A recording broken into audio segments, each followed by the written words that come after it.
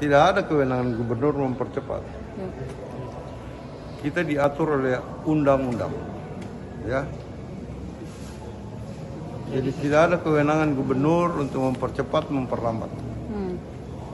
Kita kerja profesional, ya. Apalagi kan sekarang bukan tidak kosong kan Kota Makassar, ada pejabat wali kota. Cuman saya berharap jangan membuat gaduh pemerintahan, ya. Jangan buat gaduh. Nanti setelah pelantikan barulah, ya, lakukan konsolidasi untuk menyusun program prioritas, ya, yang harus dilakukan. Hargai pejabat yang ada sekarang. Karena kalau kita buat konflik, yang rugi rakyat. Yang rugi rakyat, ya. Akhirnya semua tidak akan ada yang bekerja optimal.